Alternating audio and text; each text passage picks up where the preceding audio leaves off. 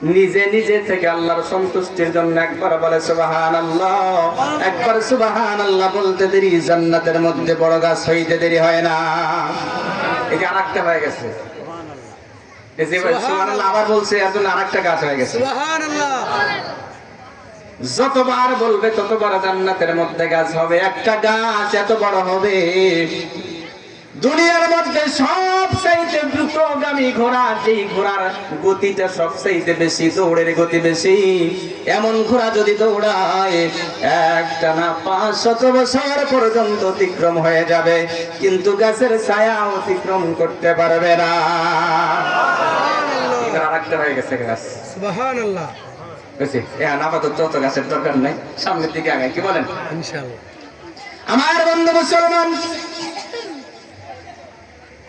পিতা মাতার কথা বলতেছিলাম। দুনিয়ার মধ্যে সব মানুষকে খুশি করার জন্য উপযুক্ত পুরস্কারের প্রয়োজন হয়, কিন্তু মা বাবার সামনে শুধু কণ্ঠটা একটু নরম করবেন, আপনার সুরটা একটু নিচু করবেন, গলার আওয়াজটা একটু নিচু করবেন, মা বাবার সামনে বসে যাবেন, বসে বলবেন, মা তোমার জন্য কোনো কিছু আনার কথা আমার মনে নাই, মন খারাপ করিও না।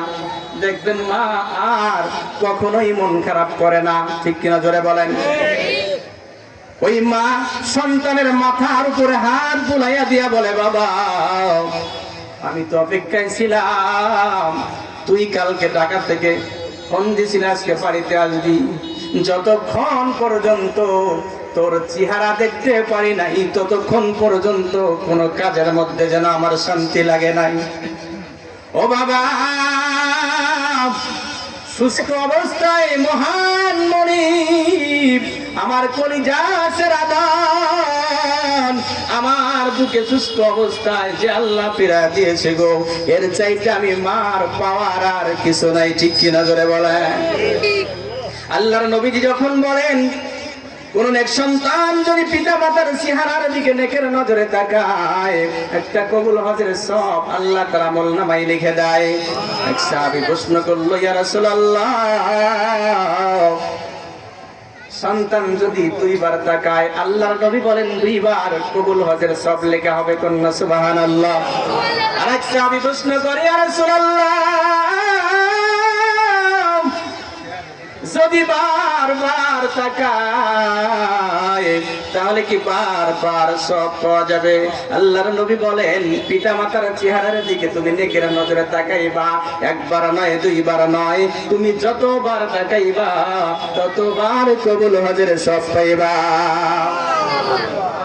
আমার বন্ধু মুসলমান, এক সাহাবী প্রশ্ন করলো, ওগো আল্লাহর রাসূল, যাদের পিতা মাতা এখনো পর্যন্ত জীবিত আছে তাদের তো কপাল বড় ভালো, কিন্তু আমরা যারা হতভাগা কপাল পোড়া,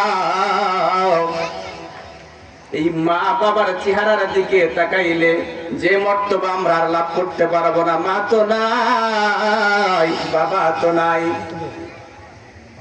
মা নাই, বাবা নাই, আমাদের মা বাবা কবরে চলে গেছে, আমাদের কি কোনো উপায় নাই তাদেরকে সন্তুষ্ট করার কোনো উপায় নাই, এমন মর্তবা লাভ করার কোনো উপায় কি আমাদের নাই?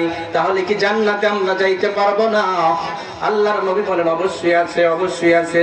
বলে 3টা ভাবে 3 পর্যায়ে পিতামাতাকে সন্তুষ্ট করতে পারো।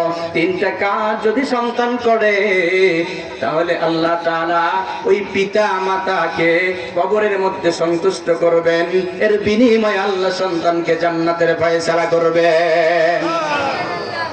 আমার বন্ধু মুসলমান, এমন অবস্থায় মা মারা গেছে, সন্তানের উপরে নারাজ অবস্থায়, মাকে একটা কথা বলেছিলাম, হয়তো বা মাকে কখনো একটা কটু কথা বলেছিলাম, বাবাকে কখনো বা ধমক দিয়েছিলাম, আমার উপরে কষ্ট পেয়েছে, এই অবস্থায় মা বাবা দুনিয়া ছেড়ে চলে গেছে, ক্ষমা করতে পারে নাই, ক্ষমা করার সুযোগ পাই নাই, আমিও ক্ষমা নিতে পারি নাই, এমন অবস্থায় যদি মারা যায় থাকে, আল্লাহর নবী বলেন, কোন সন্তান দুনিয়ার মধ্যে থাকা অবস্থায় মাকে হারাইয়াছে, মা বাবা কবরে, 3টা কাজ করলে কবর থেকে মা বাবা সন্তুষ্ট হয়ে যাবে। এক নাম্বার, সন্তান যদি নেককার হয়ে যায়, প্রত্যেকটা নেক সন্তানের আমল নামার আমলের একটা অংশ, একটা পার্সেন্টেজ পিতা মাতার কবরে আল্লাহ তাআলা পৌঁছায় দেয়। মা বাবা যখন কবরে শুয়ে শুয়ে আমলের একটা অংশ পায়, কবরের মধ্যে আল্লাহ তাআলা জান্নাতি নাজ নিয়ামত বাড়ায়া দেয়। ফেরেশতাদেরকে ডাক দিয়া বলে, মা বাবা ডাক দিয়া বলে, ও ফেরেশতা, আমি তো এমন কোন আমল করি নাই, তাহলে আজকে আমার কবরের মধ্যে সব বক্সায় দিল কে? ফেরেশতা ডাক দিয়া বলে, তোমার অভাব সন্তান নেক আমল করেছে, আল্লাহ তাআলা তোমার ওই নেক সন্তানের ওই আমল নামা থেকে তোমার একটা পার্সেন্টেজ পিতা মাতা হিসেবে তোমার জন্য আল্লাহ বরাদ্দ করে দিয়েছে কবরের মধ্যে। কন্যা সুবহানাল্লাহ। আমার বন্ধু মুসলমান, আল্লাহর নবী ডাক দিয়া বলে, ও সাহাবীরা, কোন সন্তান যদি নেক কাজ করে এর একটা পার্সেন্টেজ প্রত্যেকটা সময় পিতামাতা কবর থেকে পায়া থাকে। দুই নাম্বার, পিতামাতার রেখে যাওয়া আত্মীয় স্বজনদের সাথে যদি এই সন্তান সুসম্পর্ক বজায় রাখে, বাবার আত্মীয় যেমন বাবার লোকজন আপনজন, যেমন বাবার স্থান পূর্ণকারী একজন আছে চাচা। আল্লাহর নবী বলেন, আম্মুর রাজুলি সিনহু আবি। আল্লাহর নবীজি তার জবান থেকে ফরমান, আল্লাহর নবী বলেন, চাচা কিন্তু বাপের মতো, কিন্তু চাচার সাথে কখনো অসদাচরণ করিও না। চাচা বাবার মতো, কিন্তু এমনও চাচা আছে, চাচা বাবার মতো না, চাচা জমের মতো, এমন আছে না নাই? বড় ভাই মারা গেছে, সন্তানগুলা ছোট ছোট, এই মহব্বতের চাচা খুব মহব্বত করতো, জমা জমি যা কিছু আছে ভাই ভাতিজা, ভাই মারা যাওয়ার সাথে সাথে নিজের নামে লেখার জন্য ব্যস্ত হয়েছে। এরকম চাচাও 2-4 জন আছে, হয়তো আপনাদের এলাকায় নাই। কিন্তু আল্লাহর নবী বলেন, আম্মুর রাজুলি সিনহু আবি। চাচা কিন্তু বাবার মতো, চাচারে বাবার মতোই সম্মান কইরো। ও চাচারা, চাচা যদি বাবার মতো হয়, তাহলে ভাতিজা চাচার কেমন সন্তানের মতো, ঠিক কিনা জোরে বলেন? দুনিয়ার মধ্যে কোনো মা কোন বাবা সন্তান রে ঠকাইতে চায় না, তাহলে তুমি তোমার সন্তান রে জেতানোর জন্য বাচ্চারে ঠকাইলা, তুমি কেমন বাবা? সব চাচাই চাচা না, সব ভাতিজাও ভাতিজা না। অনেক ভাতিজা আছে চাচারে চাচা হিসাবে গনেই না, এমন ভাতিজাও আছে, আছে না নাই? আমার বন্ধু মুসলমান, আল্লাহর নবী ডাক দিয়া বলেন, ও সাহাবীরা, পিতা মাতার আত্মীয় স্বজনের সাথে যদি সুসম্পর্ক বজায় রাখতে পারো, তাহলে কবর থেকে পিতা মাতা সন্তুষ্ট হয়ে যাবে। তাহলে বাবার আত্মীয় স্বজন নিকটাত্মীয়ের মধ্যে চাচা আছে, ফুফু আছে, অনেকে আছে ফুফুর সম্পত্তি কেমনে মেরে যাওয়া যায় এই চিন্তা ফিকির করে, নামাজও পড়ে, রোজাও রাখে, হজও করে, যাকাতও দেয়, কিন্তু ফুফুর যে অংশ আছে এইটা দিতে রাজি না, ঠিক কিনা জোরে বলে? অনেক ভাই আছে বোনের সম্পত্তি দিতে রাজি না, এমন ভাই আছে না নাই? আমার বন্ধু মুসলমান, এই দিকে যদি একটু কানাকানি করে আওয়াজ করতে যায়, এতক্ষণ সুবহানাল্লাহ আলহামদুলিল্লাহ বলছে অনেক মানুষ, কিন্তু এখন আর তা বলবে না। এখন মনে মনে বলবে, হুজুর ওয়াজ আবার ঘুরাইলো কে? ঠিক আছে, আমি ঘুরাইলাম না, আমার পরে আরো বক্তা আছে, বিষয়গুলি দেখবে ইনশাআল্লাহ। আমার বন্ধু মুসলমান, আল্লাহর নবী ডাক দিয়া বলেন, তোমার মায়ের নিকট আত্মীয় তোমার খালা আছে, একটু খালারও খবর নিও। খালা আছে না নাই? তোমার বোন আছে, বড় বোন গুলা কিন্তু অনেক সময় মায়ের অভাবটা পূরণ করে, কি করে না? এমনও ভাই আছে জীবনে কোনোদিন বোনের বাড়ি যায়ও না, একটা ফোনও যায় না, ঠিক কিনা জোরে বলেন? বাড়িতে আসলেও যেন কষ্ট হয়ে যায়। আমার বন্ধু মুসলমান, একটুখানি খেয়াল করেন, রিজিকের মালিক যদি আল্লাহ হয়, তাহলে আত্মীয় স্বজন আসলে কখনোই মন খারাপ করবেন না। আপনার বাড়িতে যখন মেহমান আসে, তখন আল্লাহ রহমত নিয়েই আসে। সুবহানাল্লাহ। আল্লাহর নবী ডাক দিয়া বলেন, ও সাহাবীরা, 3 নাম্বার পন্থা, তিন নম্বরে পিতামাতা, মৃত পিতামাতাকে সন্তুষ্ট করার উপায়, সন্তান যদি পিতামাতার জন্য আল্লাহর রাস্তায় দান সদকা করে, এর বিনিময়ে আল্লাহ তাআলা পিতামাতাকে কবর থেকে সন্তুষ্ট করেন। তারা নেক কাজের সওয়াব পাওয়ার কারণে তারা কবর থেকে খুশি হয়, আর কবর থেকে খুশি হওয়ার পর আল্লাহ তাআলা এই সন্তানকে মাফ করে দেয়। শুধু তাই নয়, এই সন্তানের দুনিয়ার চাও আল্লাহ তাআলা পূরণ করে। এই দুনিয়াতে যারা পিতা মাতাকে সন্তুষ্ট করতে পেরেছে, তাদের অভাব আল্লাহ তাআলা দুনিয়ার মধ্যে রাখে নাই।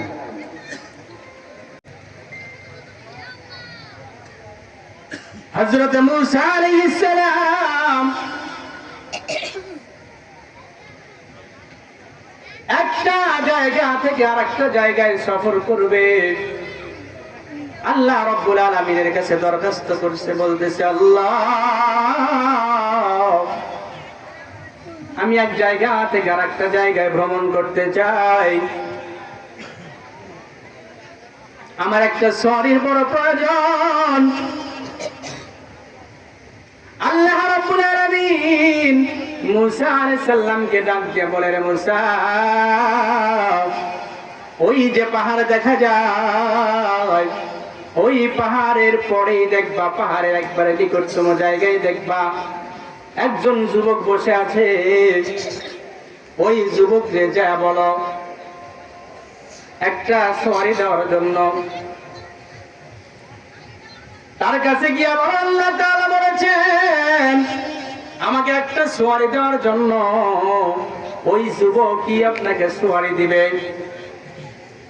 আল্লাহর নবী মূসা আলাইহিস সালাতু ওয়াস সালাম পাহাড়ের পরে যায়, দেখে একদম পাহাড়ের কোল ঘেঁষে একজন যুবক বসে আছে। যুবককে সালাম দিয়ে ডাক দিয়া বলে, রে যুবক, আল্লাহ রাব্বুল আলামিন বলে দিয়েছে তোমার কাছে বলতে বলেছে আমার একটা সওয়ারির বড় প্রয়োজন, একটা সওয়ারির ব্যবস্থা করে দাও। আল্লাহর বান্দা যুবক ডানে তাকায় কোনো কিছু নাই, বামে তাকায় কোনো কিছু নাই, সামনে পিছে কোনো দিকে কোনো সওয়ারির মতো কোনো জিনিস পাওয়া যায় না। আল্লাহর নবী মূসা লক্ষ্য করে দেখেন এই যুবক আসমানের দিকে তাকায় আছে, আকাশে মেঘের খণ্ড উড়ে উড়ে যায়। এই মেঘ খণ্ডের দিকে ইশারা করে বলে, ও মেঘের খণ্ড, আল্লাহর নবী মূসা আমার এখানে দাঁড়ানো। আল্লাহর নবী মূসা আলাইহিস সালাতু ওয়াস সালাম সফর করবে, তার সওয়ারির বড় প্রয়োজন। উনি কিন্তু আল্লাহর নবী, তুমি একটু আসো, নিচে নেমে আসো, তাকে তার গন্তব্যে পৌঁছায় দাও। একবার, দুইবার, তিনবার যখন ডাক দিছে, আল্লাহর নবী মূসা লক্ষ্য করে দেখেন একটা মেঘের খণ্ড নিচে নেমে আসছে এবং কি একটা সুন্দর একটা বাহনে পরিণত হয়ে গেছে। আর আস্তে কোন সুবহানাল্লাহ। আমার বন্ধু মুসলমান, আল্লাহর নবী মূসা আলাইহিস সালাম সেখানে আরোহণ করলেন, তার গন্তব্যে পৌঁছায় দিল। গন্তব্যে পৌঁছার পর আল্লাহর নবী মূসা সিজদায় পড়ে ডাকে, আল্লাহ, ও মালিক, এটা কেমন যুবক? এটা তো সাধারণ কোন যুবক নয়, যার হাতের ইশারায়, আঙ্গুলের ইশারায় মেঘখণ্ড নিচে নেমে আসে। ওগো মালিক, আমি জানতে চাই এই যুবকটা কেমন যুবক, কি তার আমল? আয় আল্লাহ, আমি এটা জানতে চাই, এর মারেফাত কি? আল্লাহ তাআলা ডাক দিয়া বলে, এ রে মূসা, এটা তো ওই যুবক যেই যুবক মাকে সন্তুষ্ট করেছিল, মায়ের দোয়া পাইছিল। বলে কেমনি ভাবে? আল্লাহ তাআলা বলেন, আরে মূসা, মা একদিন ঘুমের ঘরে হঠাৎ করে রাত্রিবেলায় গভীর ঘুমের মধ্যে মায়ের ঘুম ভেঙে যায়। মায়ের ঘরের জানালার পাট দুইটা খোলা ছিল, জানালা দিয়া বাতাস প্রবাহিত হওয়ার কারণে মায়ের ঘুমটা ভেঙে গেছে। মা সন্তানকে ডাক দিয়ে বলছে, বাবা, জানালার দুইটা পাটের একটা পাট বন্ধ করো, বেশি বাতাস আসার কারণে আমার বড় কষ্ট হচ্ছে। সন্তান মায়ের ডাকে মায়ের শিওরে যাওয়ার পর দেখতেছে মা জননী চোখ দুটো বন্ধ করছে, মানে আবার ঘুমায়া পড়ছে, কিন্তু একটা পাট বন্ধ করার কথা বলেছে, দুইটা বন্ধ করার কথা বলে নাই। যুবক এইবার চিন্তা করে, মা বলেছে একটা পাট বন্ধ করার জন্য, এখন যদি দুইটা পাট বন্ধ করে মার কষ্ট হইতে পারে, কিন্তু একটা পাট বন্ধ করব, ডানের পাট বন্ধ করব না বামের পাট বন্ধ করব, মা তো নির্দিষ্ট করে কিছু বলে নাই, এখন কোনটা বন্ধ করব? এই চিন্তা করতে করতে রাত্র শেষ প্রায় হয়ে গেছে। ফজরের আযান যখন মসজিদের মিনার থেকে আল্লাহু আকবার আল্লাহু আকবার ধ্বনি আসছে, মায়ের ঘুম ভেঙে গেছে। মায়ের ঘুম ভাঙার পর সন্তানকে পাশে দেখে সন্তানের চেহারার দিকে তাকাইয়া দেখে চোখ দুটো লাল হয়ে গেছে না ঘুমানোর কারণে। মার বুঝতে বাকি নাই, সন্তান যে সারা রাত্রটা এখানে দাঁড়াইয়া দাঁড়াইয়া কাটাইছে, এটা মার বোঝার বাকি নাই। এইবার ডাক দিয়ে বলে, বাবা, তুমি কি ঘুমাও না? সন্তান ডাক দিয়ে বলে, মা গো, তুমি তো বলেছে একটা পাঠ বন্ধ করার জন্য, কোনটা পাঠ বন্ধ করব নির্দিষ্ট করে তুমি বলো নাই, এই জন্য তুমি আবার আমাকে বলো কিনা, তোমার হুকুমের অপেক্ষায় তোমার পাশে দাঁড়াইয়া দাঁড়াইয়া রাত্র কাটাইছি।